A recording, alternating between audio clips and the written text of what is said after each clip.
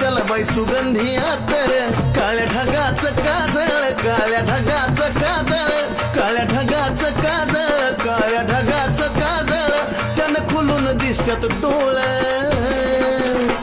अग सावर ग सावर येडू पैठणीचा घोळ, सावर ग सावर येडू पैठणीचा घोळ.